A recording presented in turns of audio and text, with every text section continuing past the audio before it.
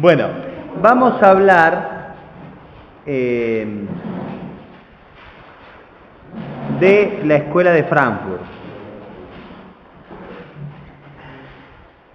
Con el tema tenemos la dificultad que no hay ningún libro escrito al respecto, como lo dice el mismo Díaz Araujo en este libro, que se llama Irracionalismos, que justo tiene como imagen una de las que vamos a analizar. Bueno, no vamos a analizar esta en concreto, pero vamos a ver esta también, que se llama Arte Degenerado.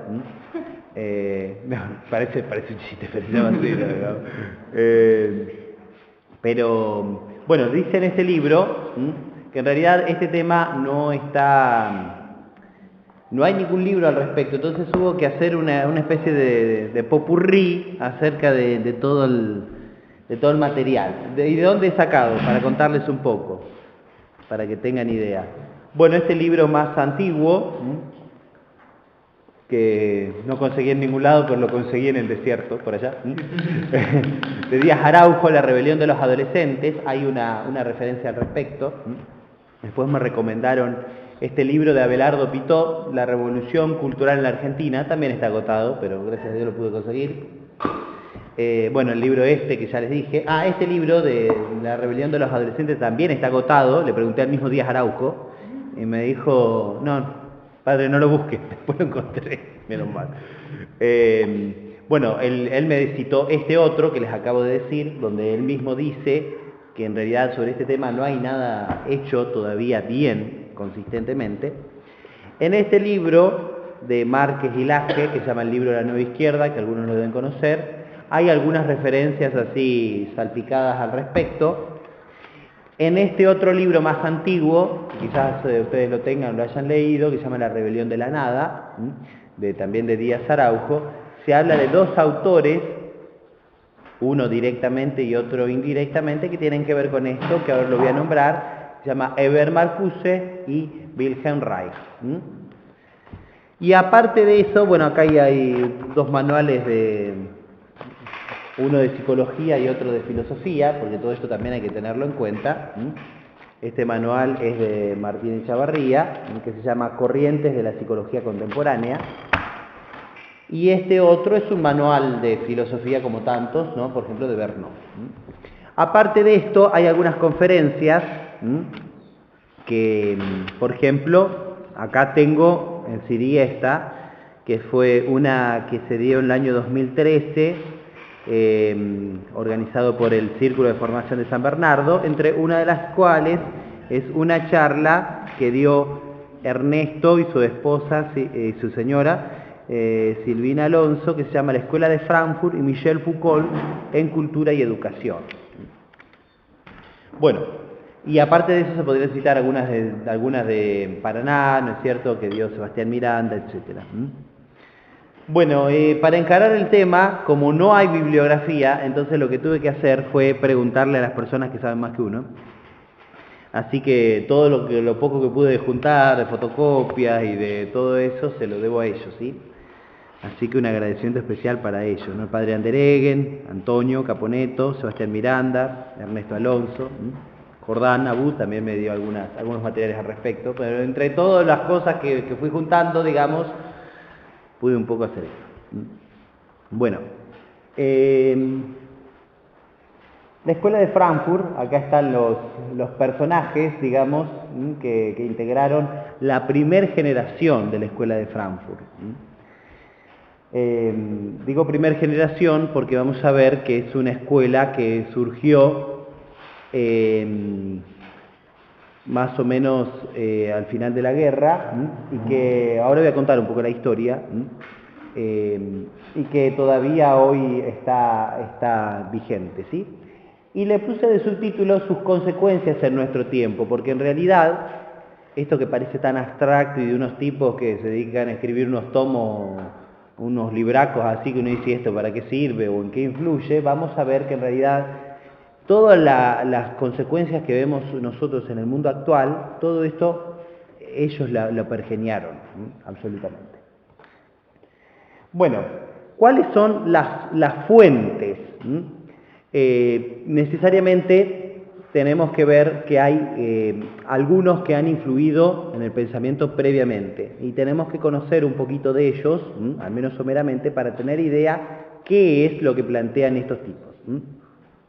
El primero es Marx, no puede ser de otra manera, Karl Marx en su época de juventud. Justamente nosotros estamos hablando, en este ciclo de conferencias, estamos hablando del marxismo. Ya hemos hablado de Marx, así que de Marx no nos vamos a extender porque ya lo conocemos. O al menos lo doy por supuesto, porque si no tendríamos que volver a comenzar desde que comenzamos el año, digamos, ¿sí? Pero interesante que dice que esto de Marx es en su época de juventud, porque podemos decir que hay dos, en realidad Marx es un pensamiento único, pero el pensamiento de juventud, como ahí se lo ve más joven junto con Engels en esa foto, en su época de juventud es cuando él plantea, y sobre todo Engels, plantea la destrucción a la familia, que es un poco a lo cual va la escuela de Frankfurt, una de las tantas cosas a las cuales va. Engels lo dice expresamente, y de hecho lo van a citar los Eber-Marcuse, por ejemplo, ¿sí? Entonces, sobre todo a esta época de Marx, a la época inicial, podemos decir, donde plantea la contradicción, la dialéctica, donde hace las primeras críticas a Hegel, que es el filósofo anterior. Gran filósofo alemán, gran para el mal, pero gran. Otro de los personajes que influyen grandemente en la escuela de Frankfurt es Antonio Gramsci, que ahí lo tenemos, también muy conocido por nosotros, ya también hablamos de él. No voy a exponer de nuevo el pensamiento porque ya también lo doy por supuesto.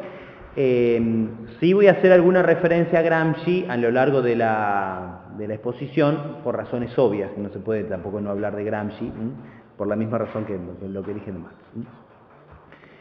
Otras fuentes de la escuela, Nietzsche, no podría ser de otra manera. Como de este personaje no hemos hablado todavía, entonces me voy a detener un poquito más al respecto.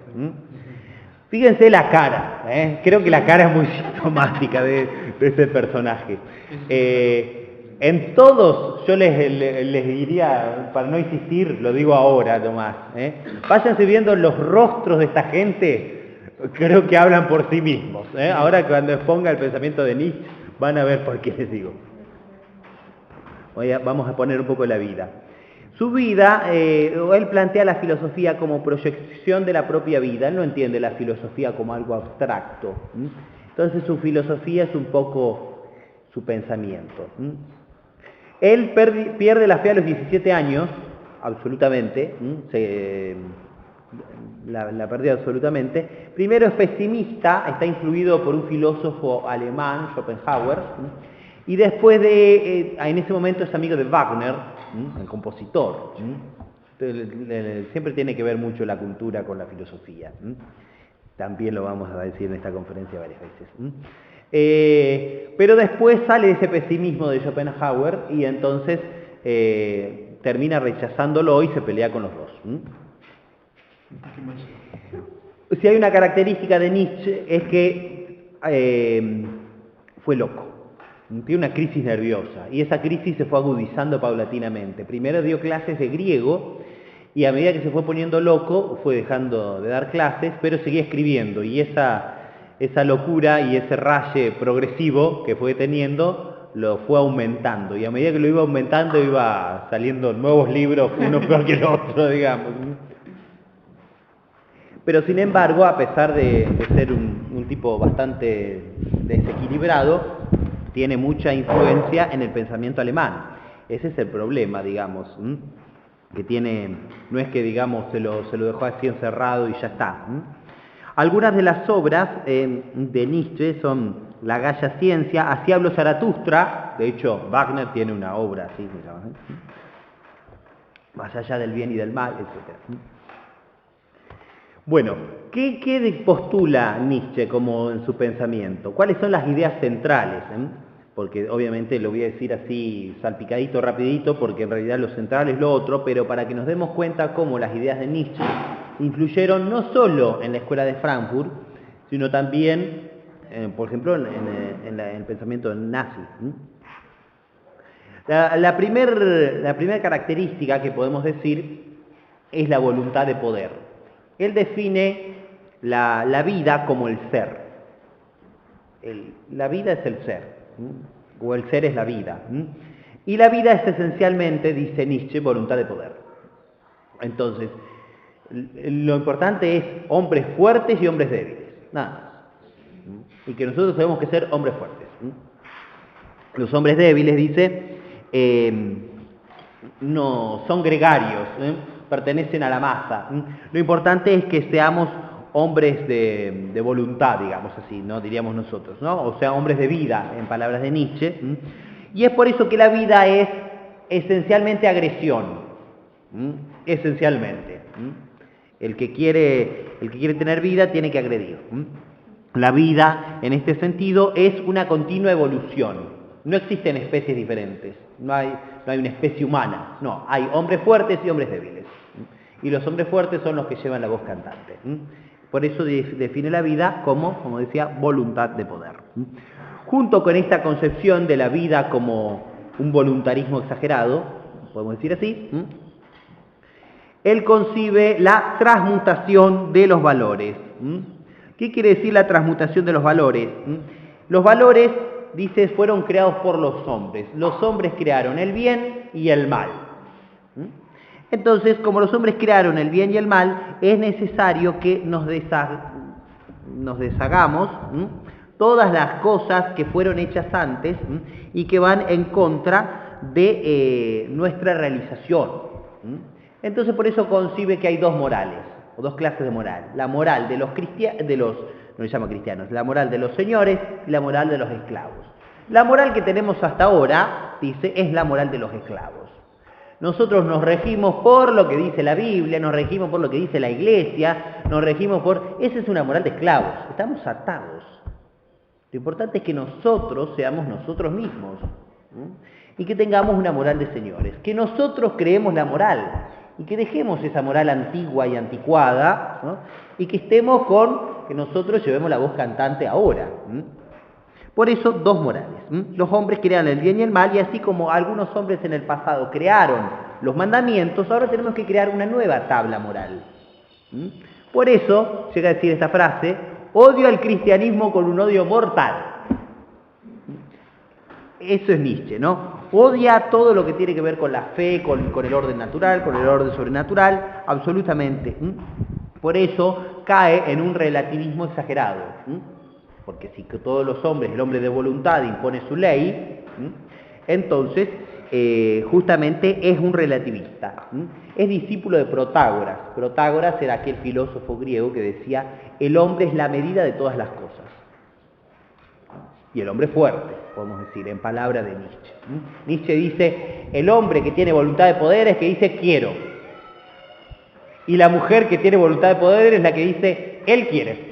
Re machista, digamos, de paréntesis, digamos, ¿no? A mí igual me gustó. Bueno, pero relativista absoluto, ¿no? Discípulo de Protágoras, ¿no? El hombre es la medida de todas las cosas. No hay primeros principios, no hay sujeto, no hay objeto. Lo único real es el cambio, el devenir. Todo cambia absolutamente según la voluntad del más fuerte. Nosotros tenemos que ser ese más fuerte.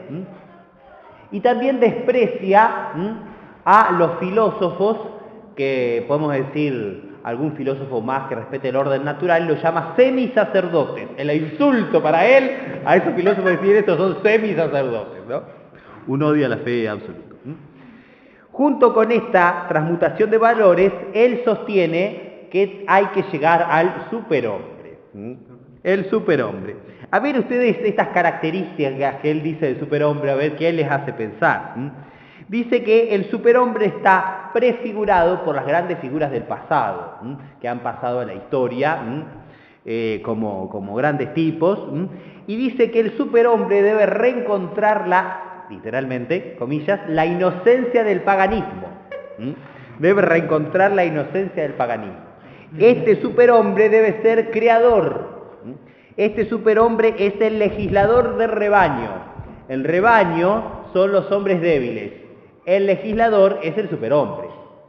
Y entonces todos los demás hacen la voluntad del superhombre. Es el creador de los valores, que tiene la nueva tabla moral. No la tabla de la moral de los esclavos, ¿no? Sino la moral nueva, digamos. Y su característica es ser orgulloso. Pero bueno, la característica del superhombre es ser orgulloso y ser un solitario, porque él decide todo autónomamente y siempre tiene razón. Se ríe de todos y de todo, absolutamente, ¿no? Él está por encima de todos, es burlón, es burlesco. Este es el superhombre. Me parece una clara descripción a mí de lo que va a ser el anticristo. Así de simple. Cuando uno lee lo que dice Nietzsche acerca del superhombre, parece el enemigo escatológico del Redentor. Junto con esta descripción acerca del superhombre, el eterno retorno, como no puede ser de otra manera, para un pagano que quiere revivir la filosofía pagana, no va a hablar del destino, del destino sí, no va a hablar de la creación, de la providencia, del alma eterna, por supuesto, no. Dice que la creación es una superstición directamente, ¿no? Y que dice que todos los hombres nacen, mueren y así van a volver a vivir indefinidamente. El eterno retorno. Decir que todo vuelve es acercar lo más posible el mundo del devenir y del ser, cima de la contemplación. Es decir, todo va y todo vuelve, absolutamente. Cada hombre vive y muere definitivamente, indefinidamente. Como dice esa frase en latín, non alia sed ec vita sempiterna. No hay otra vida eterna más allá, después de la muerte, no hay otra, non alia sed ec. Esta es la vida eterna. Esta. Porque después podemos decir, vuelvo, me muero, vuelvo a vivir, vuelvo a nacer, y etc. El mito del eterno retorno. Como vemos, Nietzsche se parece mucho a la filosofía de Marx, porque los dos conciben la realidad como un eterno cambio, un eterno devenir, un movilismo absoluto, ¿no? Siempre está todo en movimiento. La diferencia, podemos decir, Marx hace más hincapié en lo social, ¿no? Entonces, la muerte de una persona es una tragedia y la muerte de 1 millón es una estadística, en frase de Lenin, ¿no? O sea, lo social, digamos. Y Nietzsche hace referencia a lo individual, ¿no? El superhombre, ¿no? Los demás son el rebaño, son la masa. Uno acentúa lo individual y lo social, ¿no? Entonces, por esta misma razón, lo que hace hincapié es en el evolucionismo. Si el eterno retorno es lo que influye, si no hay creación, etcétera, entonces todo va evolucionando. No hay especies, hay solo individuos más fuertes. El hombre, como hoy lo concebimos, tiene que dejar de estar. Eso lo dice como estribillo en su obra, así habló Zaratustra, ¿no? Debe de desaparecer, porque lo que debe existir es el superhombre, más allá del hombre que nosotros hoy concebimos, porque las especies son absolutamente mudables. Lo que importa es la voluntad de poder. Por esta razón es evolucionista. Lleva la tesis de Darwin, ¿no? Del evolucionismo de las especies, lo lleva a una concepción filosófica. Y por supuesto ateo, por cuestiones obvias, ya con todo lo que he dicho se cae de maduro. Igual que Marx, también por supuesto, que sigue la línea de pensamiento de Feuerbach, Marx, como ya lo hemos explicado antes. Bueno, junto con esta fuente de la escuela de Frankfurt, que es Marx, hay otra fuente que es Freud. Así que de Guatemala y Guatepeor, más o menos, digamos, ¿no? Bueno, hay una foto de Freud cuando era grande, cuando era anciano. ¿Qué influencias ha recibido Freud? Freud dice en sus primeras obras que el descubridor del psicoanálisis es Breuer, pero después él le sacó ese descubrimiento a ese tipo para atribuírselo él mismo. Bueno, suele pasar, digamos, ¿no? Con estos que se creen más de lo que son. Además, el tema del inconsciente, que nosotros, o habitualmente se dice que es el descubrimiento de Freud, en realidad es una contribución de la filosofía alemana. Ya Leibniz hablaba del inconsciente, un filósofo también que nunca se ha hecho un estudio profundo acerca de las obras de Leibniz, pero un filósofo racionalista, seguidor de la línea de Descartes. Bueno, Leibniz, Heber, etcétera, y de ahí en adelante con mayor razón, hablan del inconsciente. O sea que Freud no descubrió el inconsciente. Así que tampoco ese descubrimiento hay que sacárselo a él. Otra de las influencias de Freud es la filosofía natural romántica, es decir, Schopenhauer y Nietzsche. Por esto mismo, muy importante era saber un poco quién es Nietzsche y cómo influye en la filosofía de Freud, en la psicología de Freud, y cómo va a influir después, posteriormente, en la escuela de Frankfurt. Y el espíritu de fondo de Freud es la transvaloración de Nietzsche. O sea, ese cambio de valores, esa dejar de tener la moral de esclavos y tener la moral de los amos, etcétera. Tenemos que inventar nuestra tabla de valores hoy. Ese es el trasfondo de la psicología de Freud. Bueno, en Freud podemos distinguir 3 etapas. La primera, un periodo pre-psicoanalítico hasta el año 1900. Después, cuando él funda el psicoanálisis, él se dice que lo funda, como dije, es un descubrimiento de Breuer, hasta el año 1914 o 1920, y por último la elaboración de las últimas doctrinas, donde él hace un retoque, donde él habla, por ejemplo, de la pulsión de vida, pulsión de muerte, etc. Bueno, no me puedo detener tanto en Freud, porque en realidad el tema no es Freud. Freud sería también para dar otra charla solo acerca de Freud. Por supuesto que para esto lo ideal es recomendarle los libros del padre Castellani, Freud en cifra y psicología humana. Para los que quieran profundizar en este tema tienen que leer eso. La primera etapa, que generalmente no se estudia de Freud o ni siquiera se lo analiza, es muy importante porque revela la personalidad de Freud. Y es lo que está detrás de la psicología. Cuando la gente dice voy al psicólogo, hay que tener en cuenta todo esto, ¿no? Que no esté más enfermo el psicólogo que el paciente, digamos, ¿no? Porque si sigue la línea de Freud, ya lo van a ver. Las influencias que tiene Freud, aparte de lo que hemos dicho antes, son de Goethe, de Feuerbach. Feuerbach es el primer ateo, digamos, ilustrado, por decirlo de alguna manera, donde dice que Dios es la alienación del hombre, tenemos que sacarle todo a Dios para metérselo al hombre, etc. Strauss, también más o menos en el mismo estilo, y Nietzsche. Y tiene mucha curiosidad por el ocultismo, por la metapsicología, es decir, por algo que no está demostrado científicamente y que lo toma como si fuera un acerto, ¿no? ¿Cuáles son las ideas fundamentales de Freud?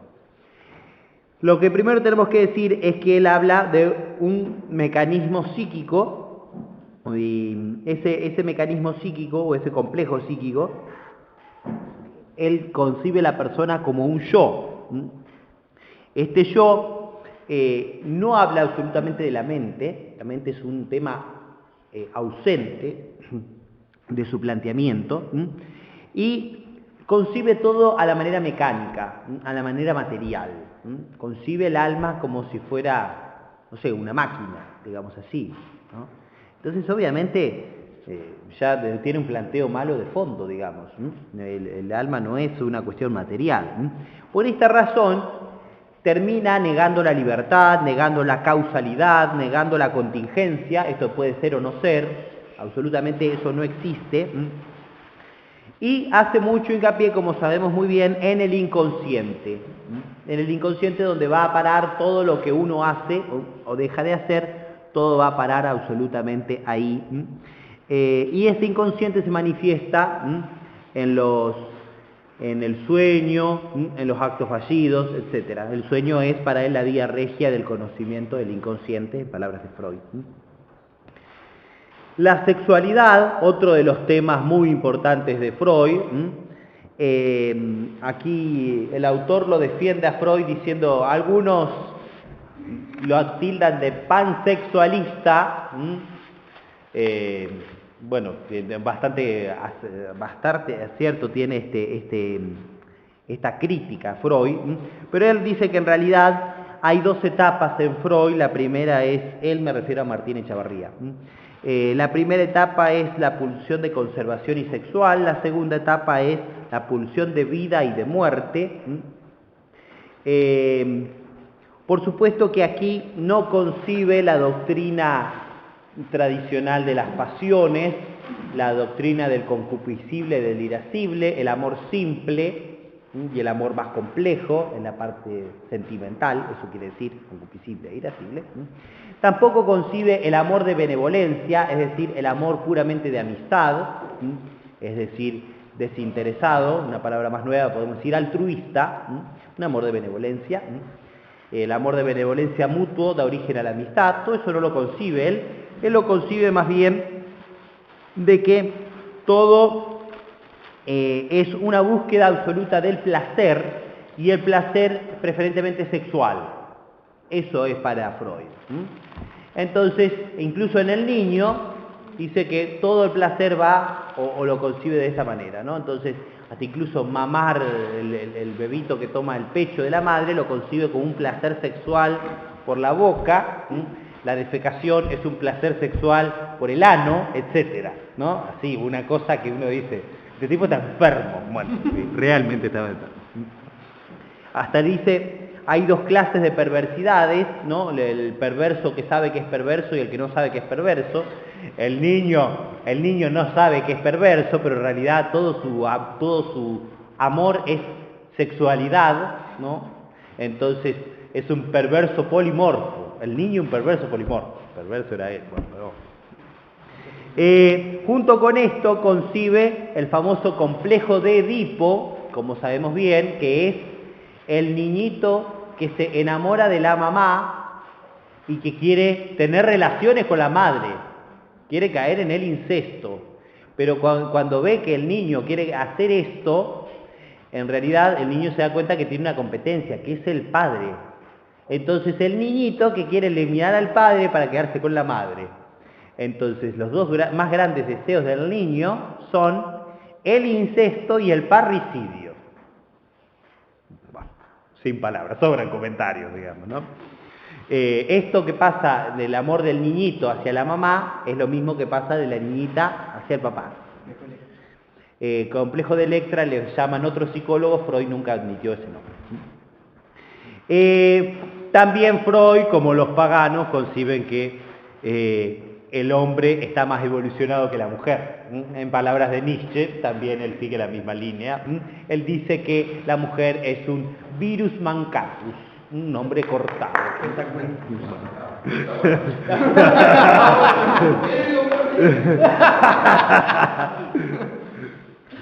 Bueno, junto con esta concepción del este mecanismo psíquico y esto que todo es sexualidad, concibe el aparato psíquico con estas formas tan conocidas: el ello, el yo y el superyo. El yo ya hemos dicho que es la misma persona. El ello, dice, la palabra ello quiere decir el deseo por sí misma.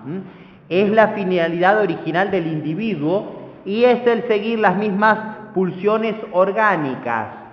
El deseo final del ello es, como dije antes, es el incesto y el parricidio.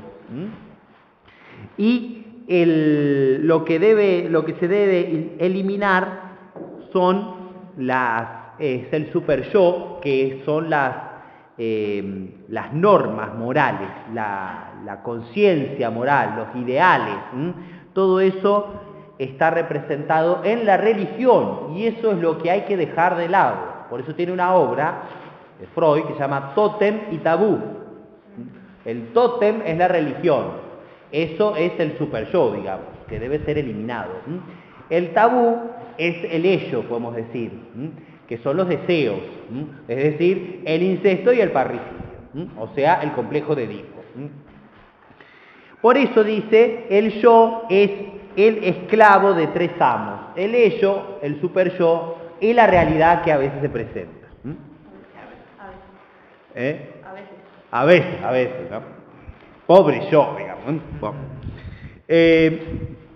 Como se ve, toda esta psicología tiene un pesimismo absoluto, propio del paganismo. El pesimismo es propio del paganismo, o del neopaganismo. También, continuando con la idea de Feuerbach y de Nietzsche, cae en esta idea. La religión es una neurosis. Las ceremonias es una neurosis de masas, por la misma razón, digamos, ¿no? Entonces, la religión pone en Dios contenidos que son ilusiones, hay que dejarlas de lado, hay que superarse, podemos decir así.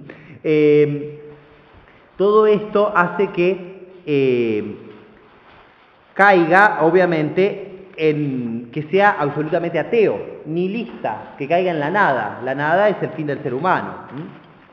Y por esta misma razón, como es pesimismo, la muerte se termina imponiendo, absolutamente. Critica todos los moralismos, en el moralismo hay que incluir la religión también, ¿no? La religión es parte del mismo moralismo, pero no solo la religión, incluso, qué sé yo, alguna filosofía más, Aristóteles, por ejemplo, no, todo eso no sirve. La muerte al final se termina imponiendo. Hay que aceptar la realidad, la pulsión de muerte es más fuerte que la pulsión de vida, la pulsión de vida es el mismo placer sexual, la pulsión de muerte se termina imponiendo, el hombre es, como después va a decir Sartre, un ser para la muerte. Bueno, todo esto, dice, tiene que ser asumido por el ser humano y entonces el hombre se va a realizar como persona. Por esta razón hay que superar al estadio religioso y hay que llegar a un estado posmoral. Y ese estado posmoral es el estado de los psicólogos. Y ese estado posmoral es el estado del psicoanálisis, en palabras de Freud, digamos, ¿no? No es que tenga algo contra los psicólogos, sino mi hermana me va a matar, pero sí contra el psicoanálisis. Por eso tenemos que decir que toda esta concepción termina siendo absolutamente atea. La terapia que plantea, que es el psicoanálisis, obviamente parte de esta metodología y parte de esta teoría. Entonces, necesariamente, tampoco nosotros podemos aceptar esa idea del psicoanálisis, no del diván y de miro y cuento, no sé, el sueñito de anoche, qué sé yo, digamos, ¿no?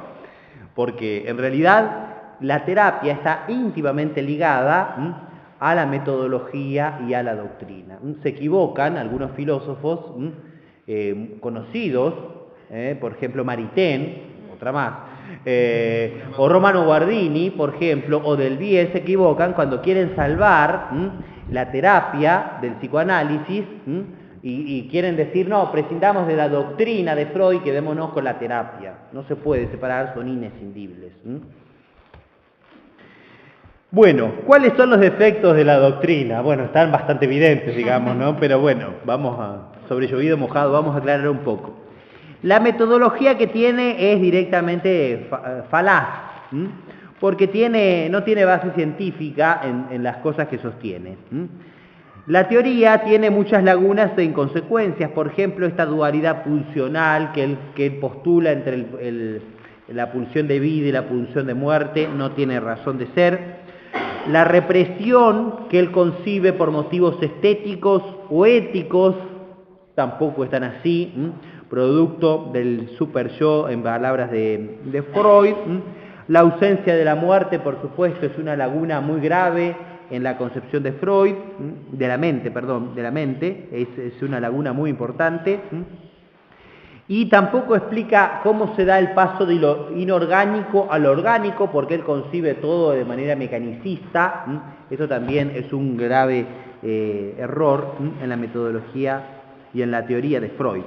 Junto con esto tenemos el error de la práctica, como dije, tampoco la terapia de Freud puede salvarse, porque él concibe la terapia como si fuera una autognosis ordinaria. Gnosis quiere decir conocimiento, un conocimiento ordinario uno de sí mismo.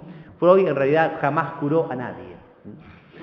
Y todas las pruebas que tiene están falsificadas. Así que más o menos se parece a su gran admirado por él, que es Darwin, igual, no tiene ninguna prueba. El eslabón perdido se ha perdido, como dice Chesterton, porque nunca ha existido. Muy simple. Por esta razón podemos decir, por sus principios ocultistas, antiteológicos, metapsicológicos, es decir, que no están demostrados, por eso meta más allá de la psicología, antropológicos falsos, no es capaz Freud de fundar una psicoterapia integral, seria y responsable, ni en la metodología, ni en la teoría, ni en la práctica.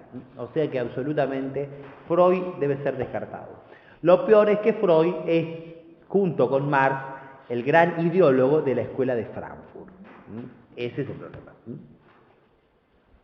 Bueno, yendo un poquito más a la historia de esta gente antes de empezar a hablar de ellos, tenemos que decir, el modelo marxista fracasa absolutamente. ¿Por qué? Porque se termina imponiendo en Rusia, que es un país agricultor, y según la teoría de Marx, el marxismo primero iba a agarrar los países industriales. Fracasa, en segundo lugar, el modelo marxista porque ellos creían que todos los proletarios se iban a asociar al modelo comunista ruso en toda Europa. Y eso no pasó. Es más, se levantaron en contra del modelo comunista impuesto en 1917 por el bolchevismo. Por lo tanto, fracasa por segunda razón el comunismo en Europa. Entonces, esto hace que haya algunos personajes que se pregunten cuál es el motivo por el cual el marxismo no prendió en Europa. El primero que aparece aquí es George Lukács, un húngaro que va a escribir algunas obras acerca de explicar la causa del fracaso, y otro, que ya lo conocemos, Antonio Gramsci. ¿Y qué dicen estos dos personajes? Van a decir que es necesario hacer la revolución cultural previa. Haciendo la revolución cultural previa, nosotros los comunistas, nosotros los comunistas vamos a poder tomar el poder y vamos a poder implantar el comunismo en Europa y en el mundo. Esa es la conclusión de estos dos personajes. La escuela de Frankfurt, en realidad más conocida con este nombre, el nombre original es ese, Instituto para las Investigaciones Sociales. Este instituto tiene, podemos decir, 4 etapas. La primera etapa, o la prehistoria del instituto, aparece un argentino. Judío. Judío. Felix Weil, Este tipo, Felix Weil, multimillonario, judío, aquí de Argentina, financió a la Escuela de Frankfurt, o al Instituto para las Investigaciones Sociales, para que surgiera. No nos llama la atención que los capitalistas financien los comunistas, porque como sabemos, también Lionel Rothschild financió a Marx. Así que es más o menos repetir la misma historia, digamos. Lástima que era argentino. Lástima que era argentino. ¿Cuáles son los principales representantes de este primer periodo? Primero, Marx Horkheimer, judío. Segundo lugar, Theodor Adorno, judío. Tercer lugar, Herbert Marcuse, judío. Cuarto lugar, Erich Fromm, judío. Y Walter Benjamin, adivinen, judío. Bien, esta es la primer, no sé, qué casualidad, digamos. Bueno, estos son los primeros personajes, los más conocidos. Como vimos en la primera imagen, había un montón de personajes, muchos. Estos son los que más han influido. Vuelvo a insistir en las caras, sobre todo fíjense la cara de Marcuse, el del medio de todo. La cara dice todo ese personaje, La cara dice todo. Bueno, segunda etapa de este Instituto para las Investigaciones Sociales. Horkheimer es el director de este instituto. En esa época sube Hitler al poder y entonces la escuela emigra a Estados Unidos. Y allí siguieron, qué casualidad, ¿no? ¿No eran capitalistas y que luchaban contra el comunismo? Bueno, ahí fueron recibidos en las universidades, ¿no? De California, etcétera, además. Y se quedaron chochos de la vida. Es más, de hecho, hacen toda su filosofía criticando la sociedad postindustrial de Estados Unidos. O sea que no hay contradicción entre el capitalismo y el comunismo como piensa la gente vulgar. Tercera etapa de este instituto es la vuelta de ellos a Alemania. Marcuse permanece en Estados Unidos, tiene cargos en la ONU, por ejemplo, Marcuse, y junto con Marcuse hay otro que se llamó Otto Kirchheimer, que este Otto integró, es más fácil decirle Otto, este Otto integró la Oficina de Servicios Estratégicos, el antecesor de la CIA. Como ustedes ven, eran tipos muy influyentes y sabían dónde meterse. Nuevamente vuelvo a decir que no hay contradicción entre el modelo yanqui o lo más profundo del modelo yanqui y el modelo bolchevique. Por último, en cuarto lugar, podemos decir está el inicio de la segunda generación de los pensadores frankfurtianos. Entre ellos podemos destacar a este tipo, Jürgen Habermas, que es el que está allí, que también ha escrito 1,5 millones de libros más o menos y tiene todos los premios, todos los doctorados y todo. De hecho, hay un diálogo famoso que ustedes lo pueden encontrar en internet, una discusión pública, un debate, digamos, entre Habermas y Ratzinger, cuando era cardenal, acerca de la fe y la razón. Bueno, y aquí hay una foto famosa donde están los tres tipos más importantes, podemos decir, de la escuela de Frankfurt, Horkheimer de aquel lado, Adorno de este lado en primera plana, y el último que se ve de mi lado es Habermas, que es más joven, por supuesto, los otros dos ya murieron. Bueno, ¿qué autores se aparecen relacionados? Estos autores no pertenecen directamente a este instituto, pero me parece importante al menos nombrarlos, o alguna vez quizás hablemos de ellos, que tienen ideas afines. Wilhelm Reich, miren la cara de ese tipo, ¿qué quiere que le diga? ¿Qué quiere que le diga? No, habla solo en la cara. Sexo y Revolución es una de las obras que tiene, por ejemplo, ¿no? ¿Qué quiere que les diga? Acá este autor lo analiza Díaz Araujo en La Rebelión de la Nada, así que lo pueden leer. Michel Foucault, también, ¿qué quiere que les diga? Este sí o sí vamos a tener que hablar alguna vez. Este tipo también, homosexual declarado. Ay, no. Sí, sí. Jean-Paul Sartre, también tiene bastantes ideas afines, también él es un marxista heterodoxo y un freudiano heterodoxo. Toda esta gente son marxistas y freudianos heterodoxos porque no siguen toda la línea del pensamiento de Marx y de Freud, porque quieren actualizarla al mundo moderno, y entonces por eso algunos pensadores marxistas más ortodoxos los critican a ellos porque son demasiado componedores con el mundo. Otra que también hay que nombrar es Simone de Beauvoir, otra que está relacionada con todos ellos, y otra famosa es Judith Butler. Miren la cara también de esa mujer, ¿no? La cara dice todo, ¿no? Más machota que otra cosa. Pero bueno, esa Judith Butler todavía vive, esa mujer, es una de las formuladoras de la teoría queer, que ahora voy a nombrar rápidamente porque no hay mucho tiempo para hablar de todo. ¿Qué obras tiene la Escuela de Frankfurt? Voy a nombrar así rápidamente. La primera o una de las más conocidas de Lukács es Historia y Conciencia de Clase, lo que dice que hay que destruir la familia directamente en esa obra. Horkheimer y Adorno tienen una obra en conjunto que se llama Dialéctica de la Ilustración o del Iluminismo, también se llama. Obviamente el ideal es la Ilustración y el Iluminismo. Tenemos que dejar la época antigua y todo tiene que ser concebido de manera dialéctica. Este es pone las bases de la teoría crítica, que enseguida les voy a explicar. También en esta obra, Crítica de la razón instrumental, Adorno era un gran músico, por eso tiene una obra que se llama Teoría Estética. Marcuse tiene una obra muy famosa que se llama Eros y Civilización, que dio origen al Mayo francés, que también voy a explicar enseguida. Marcuse tiene otra obra que se llama El hombre unidimensional, que es el hombre que, no sé, que le dan los mandamientos, ¿no? Entonces tenemos que superar ese hombre, tenemos que lograr que las clases que están oprimidas se liberen, ya enseguida voy a explicar también. Adorno tiene otra obra de la personalidad totalitaria, más o menos de la misma línea de todo esto que estamos diciendo. Erich Fromm tiene una obra que se llama El arte de amar. Algunos Erich Fromm no lo ponen acá en la escuela de Frankfurt. Tampoco hay una obra que nos hable directamente de Fromm. Por eso digo, todo esto está bastante por hacerse.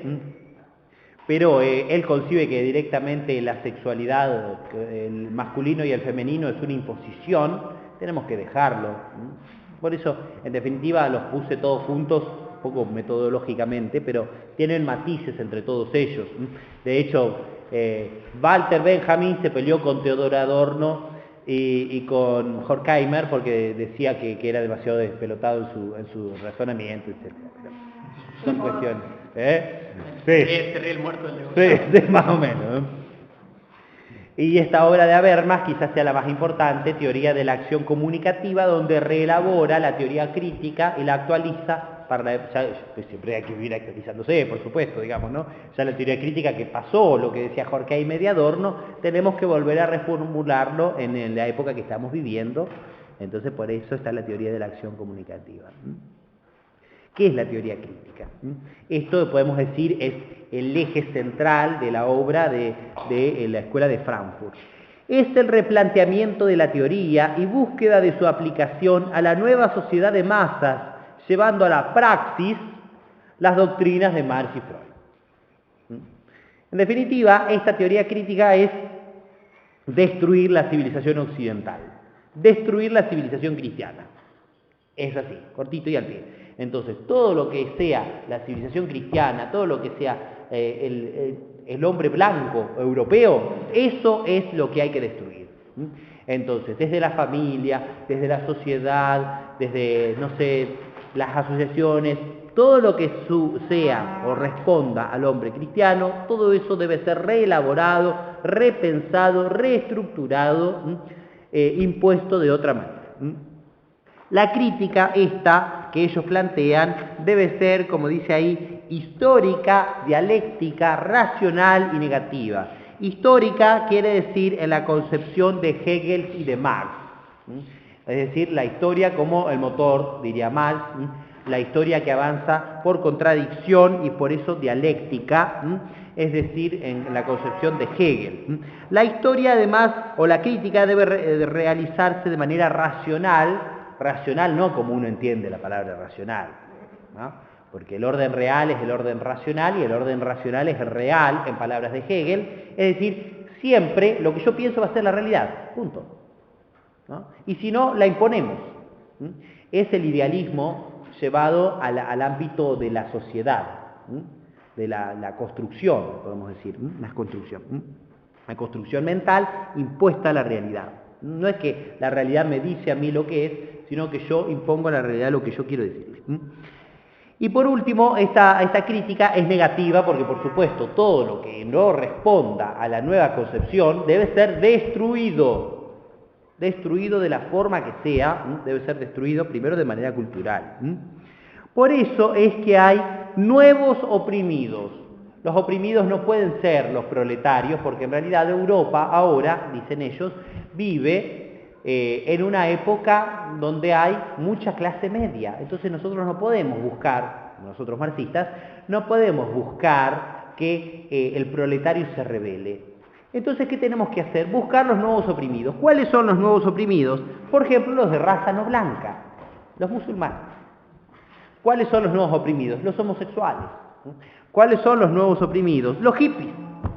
¿Cuáles son los nuevos oprimidos? Las prostitutas. Son todos los ejemplos que ellos ponen, digamos, ¿no? ¿Cuáles son los nuevos oprimidos? La ecología, los animalitos, porque están oprimidos por el ser humano. Entonces hablemos del calentamiento global y hablemos de la ballena en extinción. Esos son los nuevos oprimidos. Entonces, ¿quién tiene la culpa? El hombre, ¿no? O sobre todo el hombre blanco. Bueno, por eso es que se busca la famosa frase corrección política. Cuando se habla hoy, esto es, tenés que ser políticamente correcto, este lenguaje viene de la escuela de Frankfurt, ¿no? Entonces hay que decirlo, tenés que caer bien, digamos, ¿no? Hay cosas que no se pueden decir. Por eso manipulan el lenguaje y han armado como clichés, digamos, o frases que necesariamente te dicen esa frase y vos quedás absolutamente descalificado. Vos sos un nazi, ¿no? Entonces estás fuera. Sos un facho, estás afuera, digamos, ¿no? Sos un homofóbico, ¿no? Ya no podés, ya te descalifican antes de hablar, digamos, ¿no? Se ha manipulado el lenguaje de tal forma que vos entrás, ya no sos correcto políticamente, quedás afuera. Hasta tal punto han manipulado el lenguaje que uno no puede ni siquiera tener un diálogo serio en búsqueda de la verdad, porque la verdad en definitiva no existe. Es un puro relativismo. Por eso es que se busca aplicar una tolerancia liberadora, en palabras de Marcuse, que quiere decir, hay una tolerancia que no es liberadora. ¿Cuál es? ¿Escuchar todas las opiniones y buscar la verdad? No, porque esa tolerancia no es liberadora. La tolerancia que hay que buscar es la liberadora, es decir, la que busca a los oprimidos y que le da los nuevos derechos a los oprimidos y que escucha a las minorías. Bueno, la verdad bastante parecen políticas, pero son las que se escuchan de la política actual, digamos, ¿no? Esa es la tolerancia liberadora. No hay que estigmatizar y hay que aceptar los nuevos parámetros. Los nuevos parámetros son los que ellos están imponiendo, por supuesto, es decir, los nuevos oprimidos. Esta concepción debe necesariamente extenderse a todos los ámbitos de la sociedad. Leyes, educación, televisión, etcétera. No debe haber nada que esté fuera de esta concepción, porque todo tiene que respetar a estos nuevos oprimidos, que son en definitiva las víctimas del del hombre malvado que es el blanco, el hombre católico, en definitiva, ¿no? Ese es el victimario de todas estas personas que son los pobres oprimidos. ¿Cómo se aplica esto que sería la teoría crítica en general? Esta teoría se llama freudomarxismo porque es justamente la combinación de estos dos personajes nefastos, uno peor que el otro. Primero tienen un prejuicio anti-europeo, anti-blanco, por esto mismo que estoy diciendo. Por eso postulan el inmigracionismo. Necesariamente se debe fomentar la inmigración, ¿no? Entonces que se vayan todos los refugiados a Europa, porque Europa las tiene que recibir. Y si no les gusta, que los reciban igual.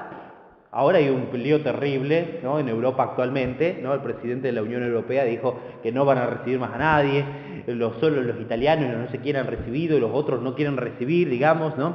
De hecho, el cardenal de Hungría, de Budapest, ha dicho que no se puede recibir más gente, digamos, hasta la iglesia, algunos, ¿no? Más lúcidos han dicho que no se puede, digamos, ¿no?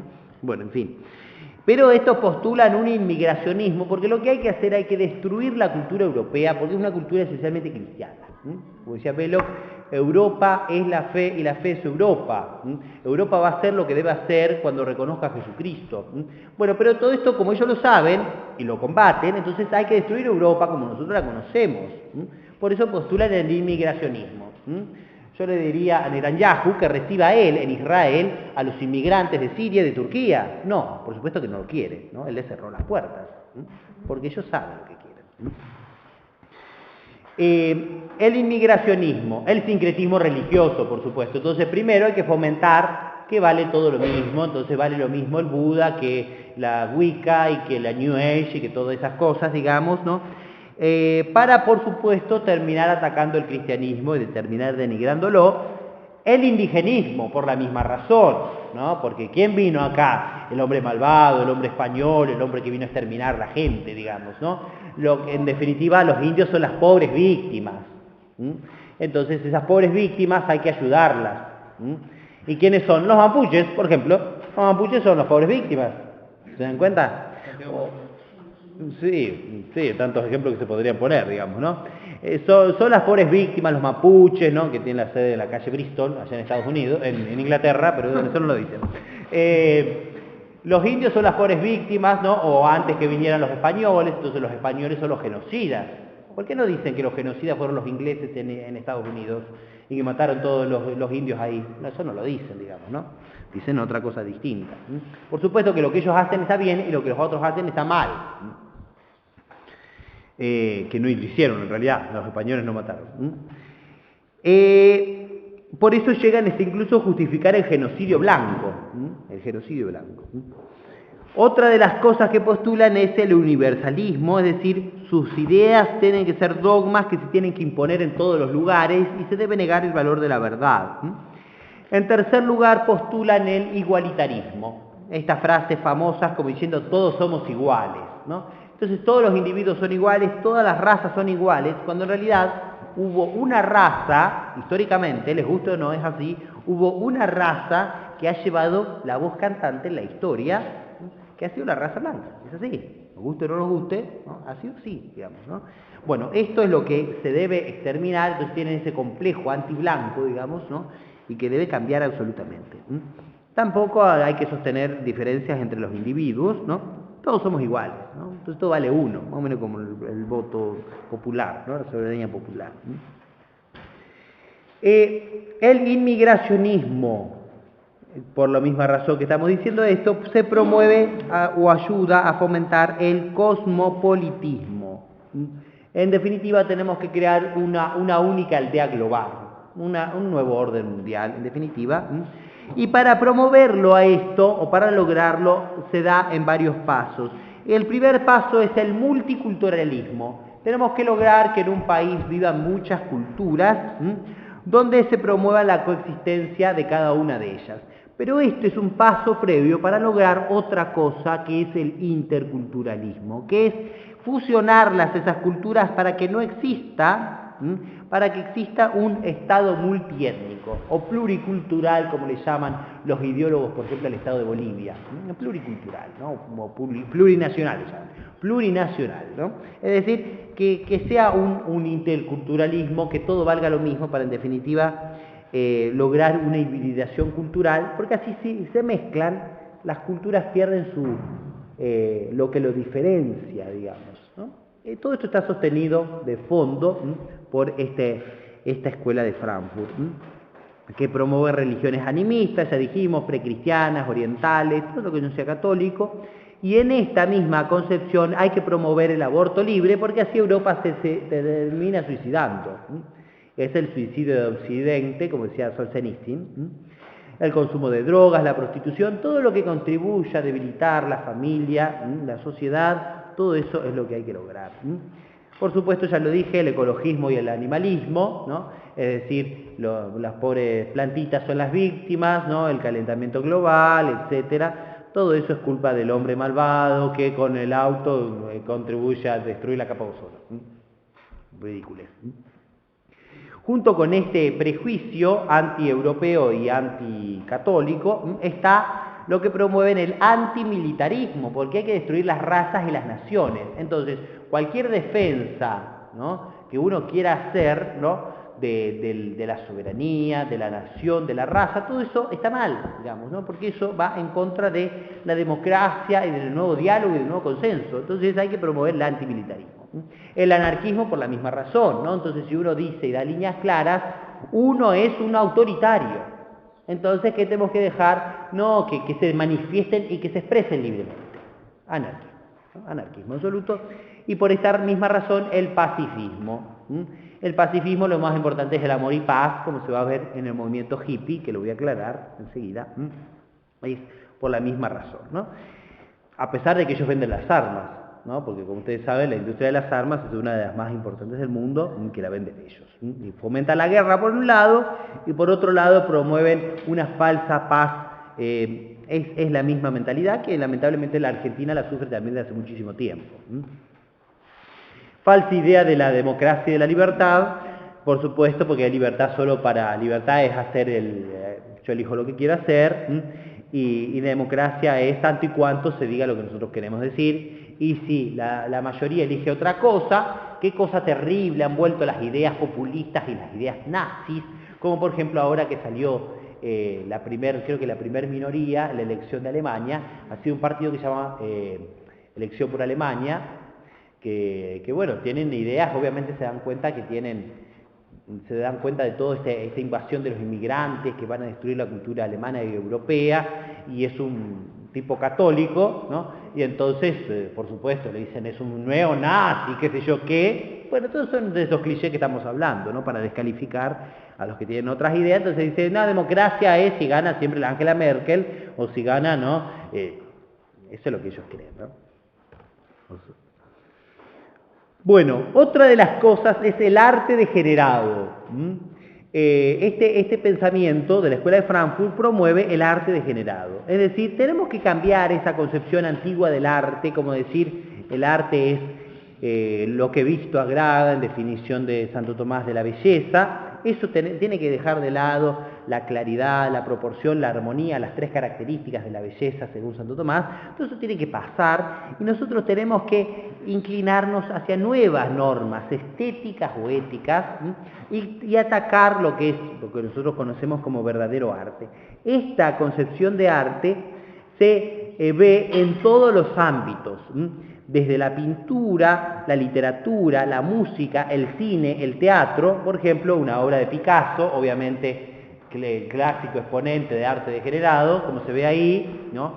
Degenerado desde todo punto de vista, desde el punto de vista, bueno, yo no soy experto en arte, ¿no? Pero desde lo que pinta hasta el motivo, eso son prostitutas, digamos, ¿no? Hasta está deformado, ¿no? Qué sé yo, un pecho que aparece triangular y otro redondeado, etcétera. No tiene perspectiva, no tiene fondo la imagen, todo cocoliche, digamos, ¿no? Eso es el arte degenerado, un ejemplo en pintura, y como eso se podrían poner tantos otros, pero por cuestiones obvias me voy a extender en la música, que hoy está tan extendido y que tanto daño hace en la concepción de lo que la gente hoy escucha.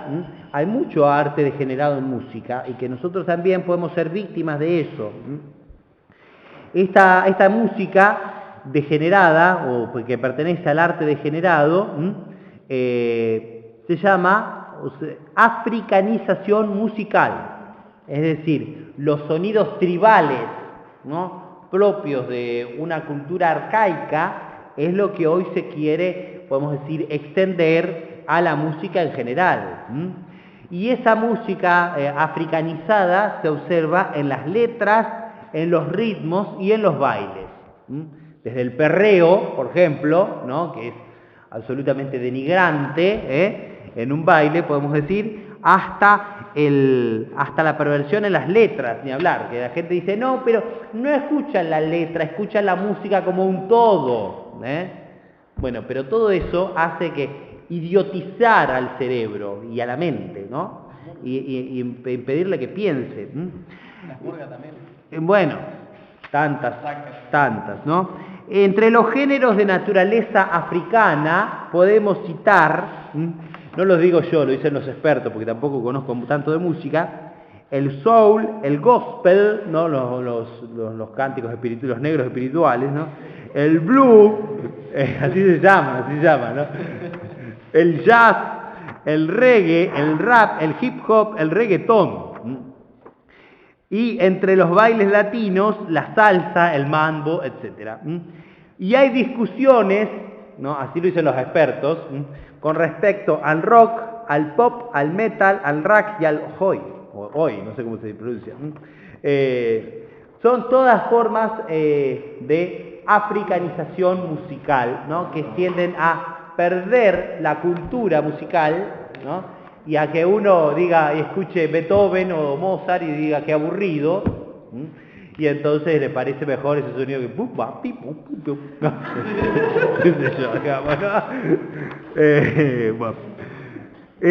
junto con el rock, en realidad, el rock a mí no me parece que sea un ritmo que esté en discusión, porque de hecho el rock era la música de los hippies. ¿no? Que ahora lo voy a nombrar. Pero bueno, ahí cito a un artículo que, bueno, así lo decía, que qué sé yo, ¿no? Sería para un análisis posterior, ¿no? Más profundo acerca de que si en verdad esto es así o habría que poner más ritmos ahí al respecto. Bueno, esto no se queda solo en el arte, obviamente este arte va para promover la destrucción de la cultura europea, va de la mano. Pero fíjense que ese arte no se impone en todos lados, no se va a poner el hip hop en Alemania, porque ahí no le van a sacar la música clásica ni por casualidad, es obvio, ahí van a intentar promover la destrucción cultural de Alemania por otro lado. Ellos saben qué cosa aplicar en cada lugar, ¿no? Acá sí nos van a poner hasta los dibujitos esos de San Pablo, que son bien arte degenerado, ¿no? No porque sean en sí mismo inmoral, sino porque son hasta de mal gusto, ¿no? El Cristo ese con el mate, que yo, esas cosas ridículas, ¿no? Que las venden hasta las librerías que dicen que ser católicas no lo son. Pero es nuestra cultura.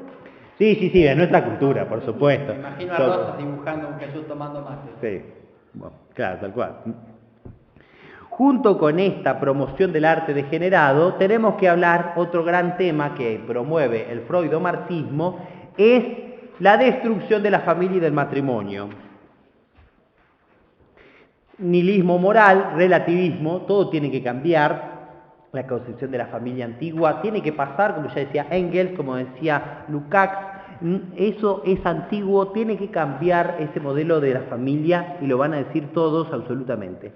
Se debe promover un absoluto anarquismo donde hay que cambiar todos esos sistemas opresores que son del pasado y que van en contra de la nueva concepción de la familia o los nuevos modelos de familia.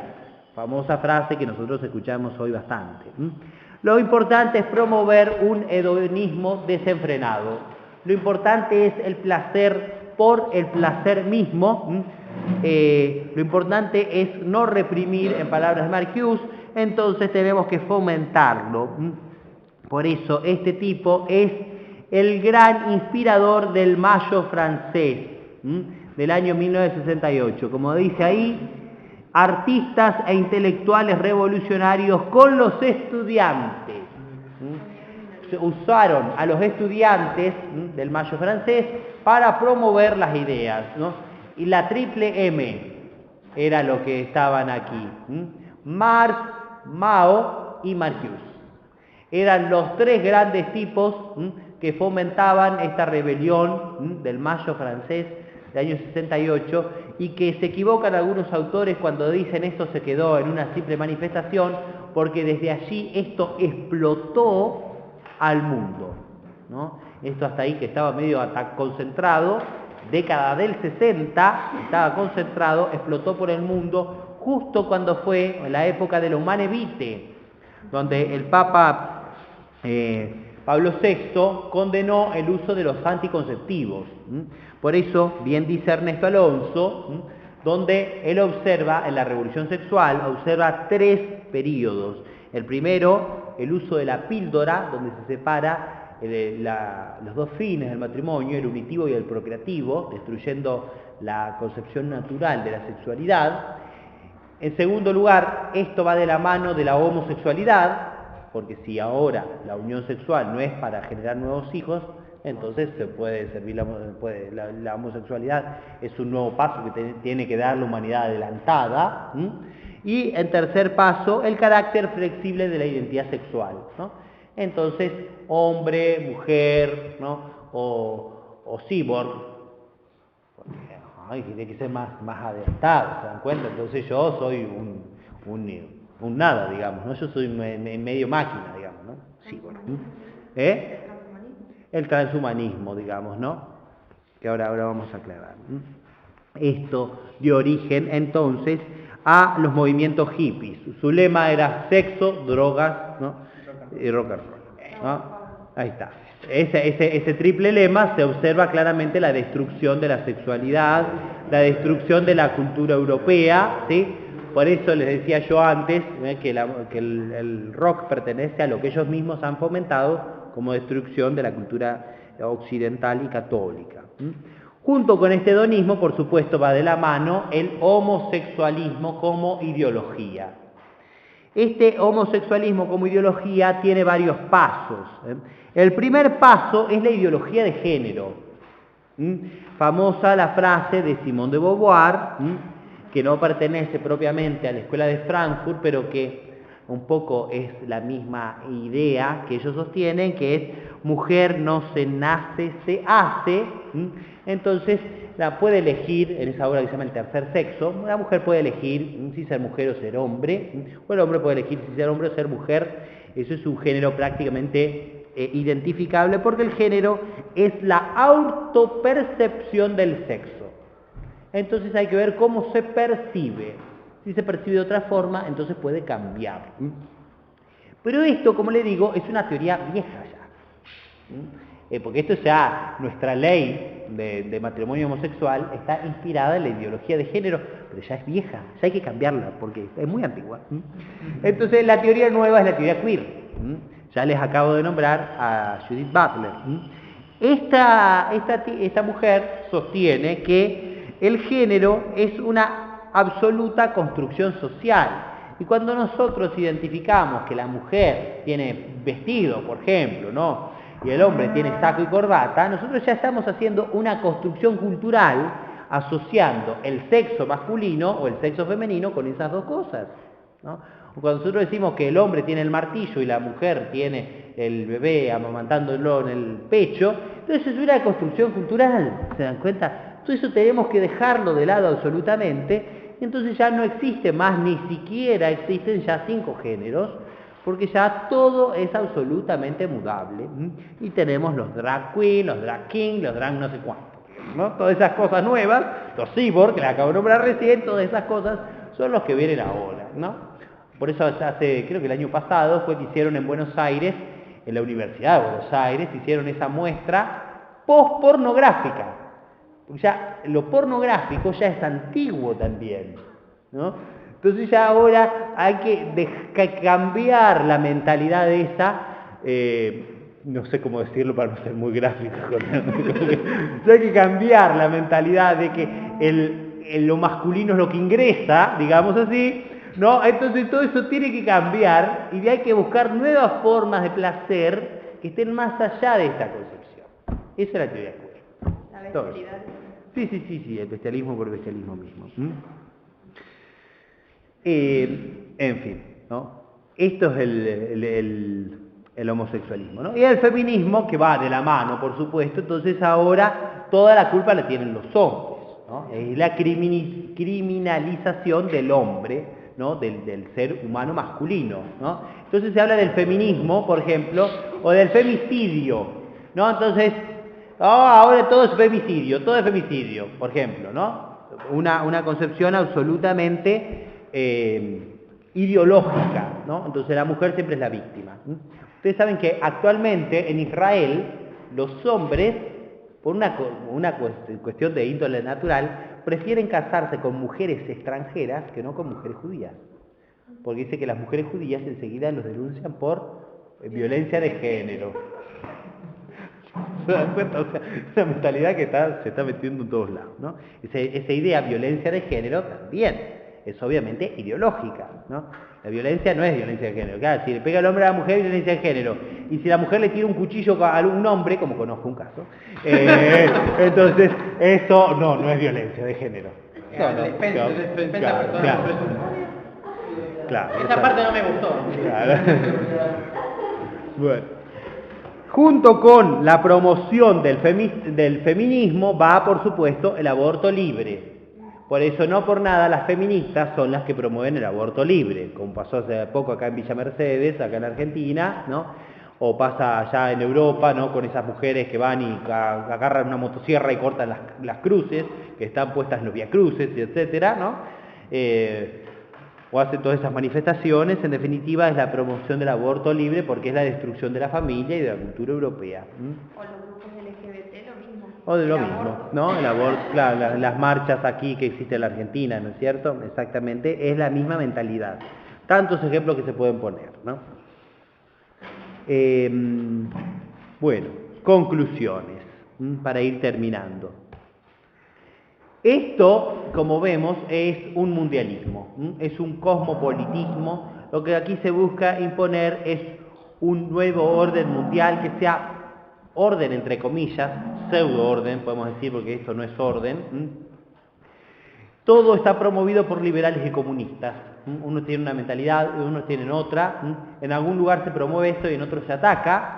En Europa se promueve la inmigración, pero que vayan a inmigrar a China, no, ni locos, se los matan en la frontera directamente, digamos, ¿no?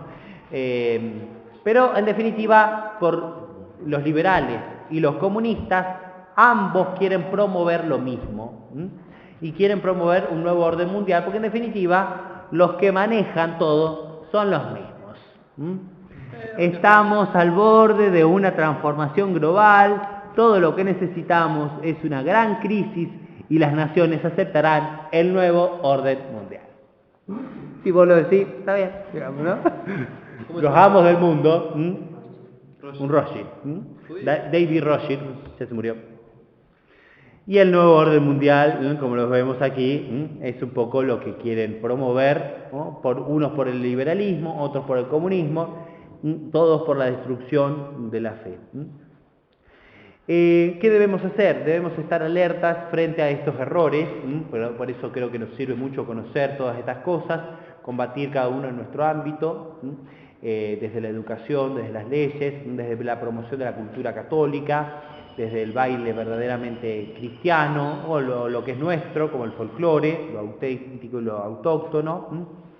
Otra de las cosas que la venía pensando en el camino y por eso no la puse en el PowerPoint, en la década del 60 fue cuando se debería haber revelado el tercer secreto de Fátima. Creo que Fátima tiene mucho que ver con todo esto, porque fue este freudo-marxismo que explotó por el mundo, esta escuela de Frankfurt, este marxismo cultural, explotó justo en esta época. Por algo le dijo la Virgen a Sor Lucía que se revelara el secreto de Fátima en la década del 60. No solo tiene que ver con ese pacto siniestro que hizo el Vaticano con Moscú en la década del 60, por la cual el Vaticano II no condenó el comunismo, como está expresamente demostrado, para que el patriarcado ruso participara, la ortodoxia participara en el concilio Vaticano II, y por eso no se condenó el error más grave anunciado por la Virgen en el siglo XX, no se condenó, ni siquiera se habló.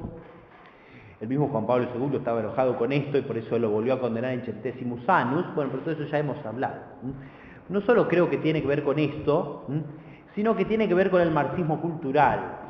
Por eso, como decía M. Schneider, cuando Rusia sea consagrada al corazón inmaculado de la Virgen, le será concedido al mundo algún tiempo de paz, y eso vendrá por la conversión de Rusia. La conversión de Rusia quiere decir la destrucción del marxismo cultural, en todos estos ámbitos que hemos hablado.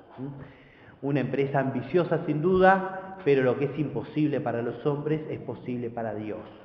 Justamente cuando Rusia sea consagrada al corazón de la Virgen, se verá que la victoria es solamente de Dios. Me parece que esto también creo que es necesario que entre en la conclusión.